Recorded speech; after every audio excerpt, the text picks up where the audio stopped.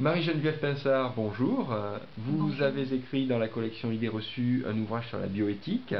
Quelle est l'idée reçue la plus courante sur la bioéthique? Parmi les idées reçues les plus courantes, je dirais que c'est celle qui assimile la bioéthique à l'éthique médicale. Et cette réduction, cette assimilation me semble ne pas correspondre à la réalité pour trois raisons principalement. Tout d'abord pour des raisons historiques qui concernent l'origine même du terme bioéthique. Ensuite, pour des raisons qui concernent l'histoire de l'éthique médicale en tant que telle, et enfin pour des raisons qui concernent le vivant, c'est-à-dire l'objet même de cette éthique. Alors très brièvement, de quoi s'agit-il? Pourquoi est-ce que la bioéthique ne se résume pas à l'éthique médicale? Dans son histoire, la bioéthique est au départ conçue comme une éthique qui concerne le vivant de manière générale. C'est la définition qu'en donne en 1927 un théologien allemand, Fritz Jahr, qui a forgé le mot allemand bioéthique. C'est aussi la définition qu'on retrouve chez un scientifique américain, Van Rensselaer-Potter, qui dans les années 70 publie deux articles et un livre où il utilise le terme bioéthique, et lui aussi considère que la bioéthique, c'est la mise en relation de deux systèmes, le système des valeurs, c'est-à-dire l'éthique, et le système du vivant de manière générale. Mais cette première compréhension, en fait, sera suivie d'un deuxième type de compréhension qui va accentuer la dimension de la santé, la dimension médicale. Et on la retrouve, cette deuxième dimension, aux États-Unis, qui est le pays même de naissance de la bioéthique, dans une définition, par exemple, qui est donnée par Ehrenreich de la première encyclopédie de bioéthique qui sort en 72, où il définit la bioéthique comme une éthique qui concerne le domaine de la santé, la recherche biomédicale. C'est cette même définition que l'on retrouve en France, par exemple, dans le comité consultatif d'éthique qui concerne les sciences de la vie et la santé. C'est la même aussi qu'on retrouve au Canada par ailleurs.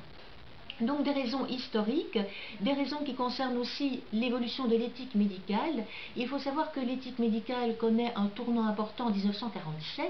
1947, c'est la date de promulgation du Code de Nuremberg, qui fait suite au procès de Nuremberg, où les expériences effectuées par les médecins nazis ont été condamnées. Et c'est à partir de là qu'on prend conscience que la déontologie et l'éthique médicale ne sont plus suffisantes, qu'il faut ouvrir l'éthique médicale à d'autres personnes. Au départ, ce seront des théologiens, des philosophes, des juristes, puis plus tard d'autres personnes, sociologues, anthropologues, qui s'intéressent au domaine. Et cette prise de conscience se fait progressivement. On remarque que dans les années 60, il y a des grandes conférences qui sont organisées aux États-Unis par des médecins, des scientifiques, où on aborde des questions médicales, bien entendu, l'avortement, questions de fin de vie, expérimentation sur l'être humain, mais on parle aussi, par exemple, de pollution.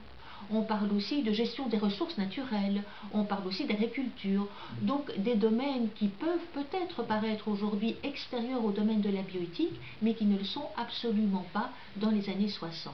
Et enfin, le troisième élément qui me fait dire que cette idée reçue n'est pas correcte, c'est le terme de bio lui-même. Quand on parle d'une éthique qui concerne le bio, on a l'impression que les problèmes tournent autour de la notion d'éthique et pas autour de la notion de bio. Eh bien, c'est pas le cas. Le bio, de quoi s'agit-il? Le bio, c'est l'être humain, mais c'est aussi un être humain qui est associé à du vivant non humain. Pensons aux xénogreffes, que l'on connaît bien, mais on sait aussi qu'il y a des manipulations génétiques qui font que les frontières entre espèces sont rendues caduques actuellement. Il y a du vivant qui est associé à du vivant non humain, mais aussi de l'humain qui est associé à du vivant qui est agencé de manière artificielle. Et là, je fais allusion à toutes les recherches qui se font pour étudier l'origine de la vie sur Terre, où on sait que sous certaines conditions physico-chimiques apparaissent des acides aminés qui eux-mêmes interviennent dans la synthèse des protéines et donc dans la vie.